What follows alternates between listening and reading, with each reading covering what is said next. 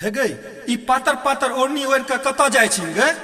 ऐसा तोरा की मतलब? हम जत जाए।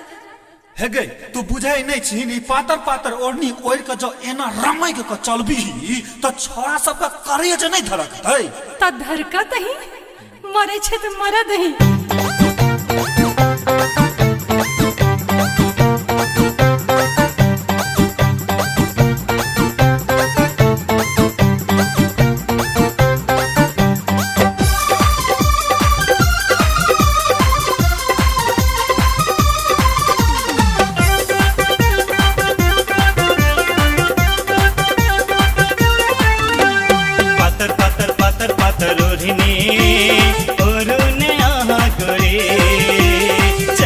सड़क पर एना तो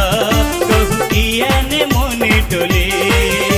दीवाना हम आहा के ने परवाह जहाँ के दीवाना हम आहा के ने परवाह जहाँ के चलू बंधन में आप जुड़े पातर पातर पातर पातर ओढ़ने आहा गोरे चल भाई सड़क पर एना तो कहू किया ने मोने डोले।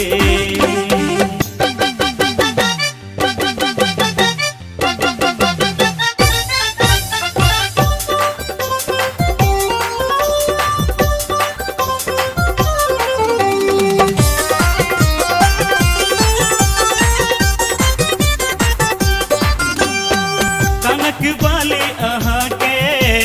मारे ये मुस्की चौवनिया के सकी गजरा के रौनक चमका वे पूरा बदनिया कनक वाले आहा के मारे ये मुस्की चौवनिया के सकी गजरा के रौनक चमका वे पूरा बदनिया नागिन सा लहरा का कमर के लचका का नागिन सा लहरा का कमर के लचका का कहू किया ने मस्ती लड़े पातर पातर पातर पातर ओढ़ने आहा गोरी चल भाई सड़क पर एना तो कहू किया ने मोने डोले।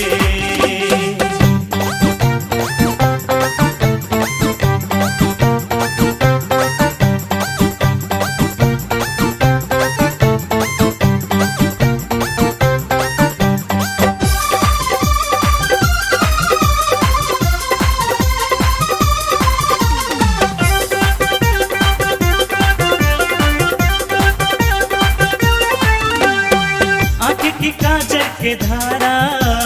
तोरे ये किछि इशारा थोड़ा की लाली आहा के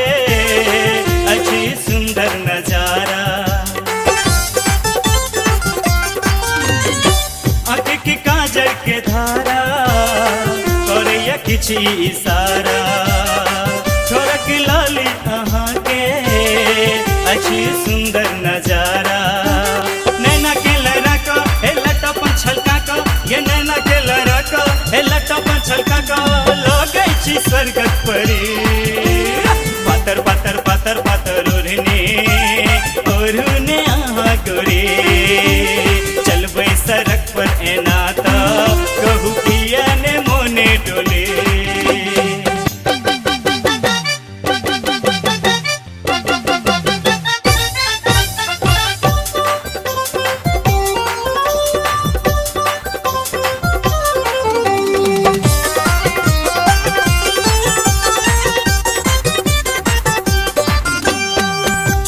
जखन अहाए हिले बदन हमरिए देवारी के छोरा चंदन करे बहुत प्यारे चल छी जखन अहाए हिले बदन हमरिए देवारी के छोरा चंदन करे बहुत प्यारे अब बेसी ने तर बाबू है जल्दी सा आबू अब बेसी ने तर बाबू है जल्दी सा आबू चलू दुल्हन हमर बनू पातर पातर पातर पातर ओढ़ने आहा गोरे चल भाई सड़क पर एना तो कहू किया ने मोने डोले पातर पातर पातर पातर ओढ़नी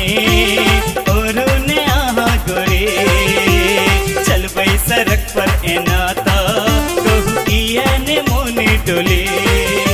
दीवाना हम अहाँ के नहीं परवाह जहाँ के दीवाना हम अहाँ के नहीं परवाह जहाँ के चलू बंधन में आप जुड़े पातर पातर पातर पातर ओढ़ने ओढ़ू न आहा गोरे चल सड़क पर एना त